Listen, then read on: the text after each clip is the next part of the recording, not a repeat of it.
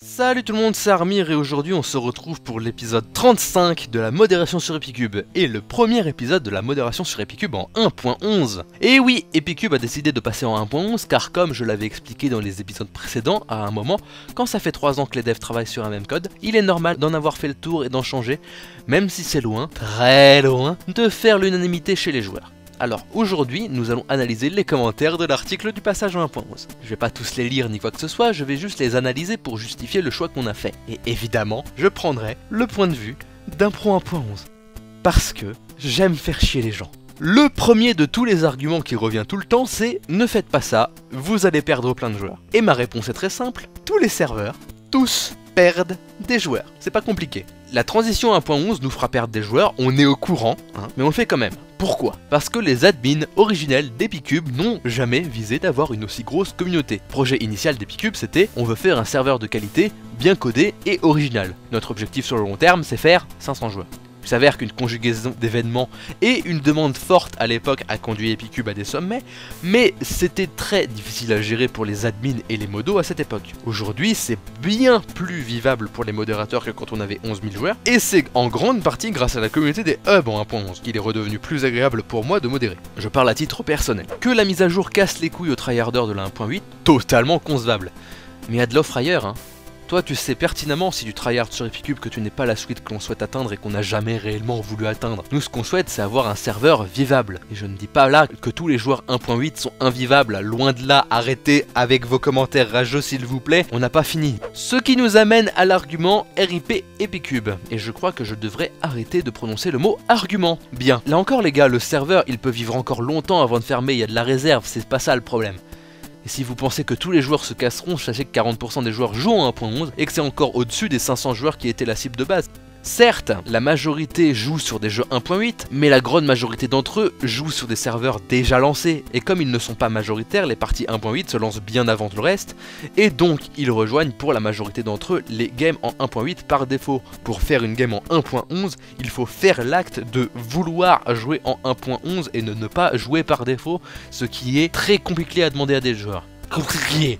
Alors, certes, si tu compares notre courbe des joueurs à Hypixel, oui, on meurt. Mais d'autres serveurs bien plus morts ont su rebondir, hein. Bon, d'autres pas, hein, surtout ceux qui ont ouvert uniquement dans le but d'avoir un maximum de joueurs. Spoil! Ça ne fonctionne pas sans expérience. Et enfin l'excuse, le serveur va mourir, tout le monde préfère la 1.8, je leur réponds que Funcraft est en 1.9, et que les maigres nouveaux joueurs Minecraft d'aujourd'hui ne connaissent pas la 1.8, ça je l'avais déjà dit, et que gros, si tu laisses à ce nouveau joueur la possibilité de n'avoir qu'un jeu en 1.8 avec un PVP 1.8 qu'il ne connaît pas et qu'il ne pratique pas, il va venir, il va se faire péter la gueule une fois, il va se faire péter la gueule 2 fois, et il va partir sans jamais revenir. Vous imaginez pas le nombre de joueurs qu'a fait fuir la 1.8.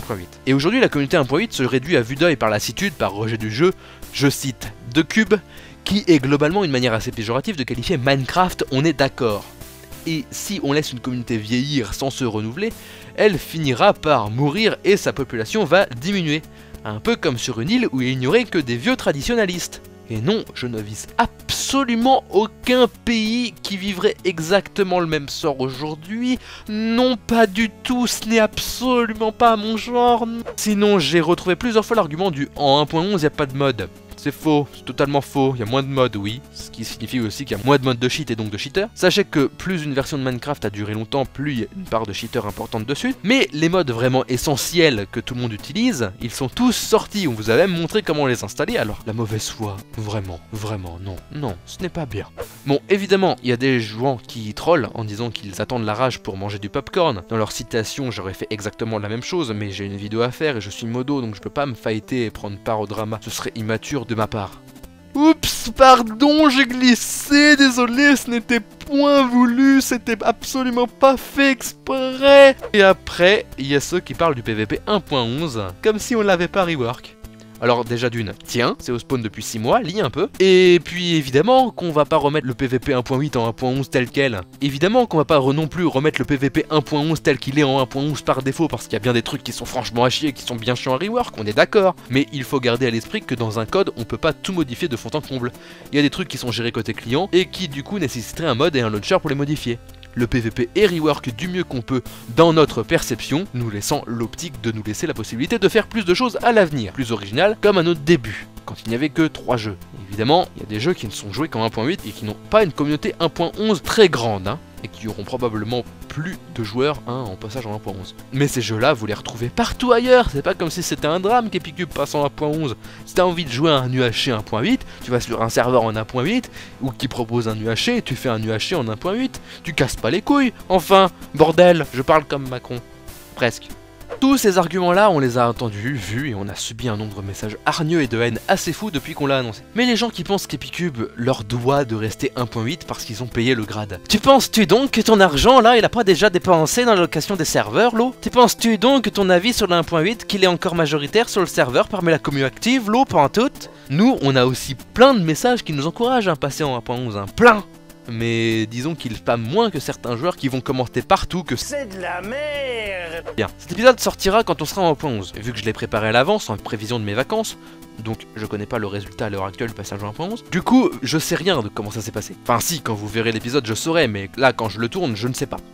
Et je sais pertinemment que je vais perdre beaucoup de vues et d'abonnés après ce passage en 1.11, vu que beaucoup de gens ne regardent uniquement que cette série. Maintenant qu'ils sont des abonnés, je peux dire qu'ils sont cons, parce qu'ils vont louper plein de concepts qui arriveront bientôt, alors c'est vraiment con, Mais moi aussi, comme Epicube, je m'en fiche de perdre des abonnés, mais à un point. Ça fait longtemps que je perds des abos, j'espère évidemment en regagner, puisque c'est toujours plus agréable de gagner des abonnés que d'en perdre, je suis pas de mauvaise foi non plus. Et je me fais une raison, je me suis trop reposé sur cette série et je n'ai pas suffisamment imposé mon personnage. Mais moi aussi, je continuerai à faire des vidéos par passion. Et de la même manière qu'on reconnaît un vidéaste qui fait des vidéos par passion car il continue d'en faire alors qu'il perd des abonnés, on reconnaît des développeurs qui font des serveurs Minecraft par passion quand ils continuent à développer alors qu'ils perdent des joueurs. On se retrouve très bientôt pour une prochaine vidéo.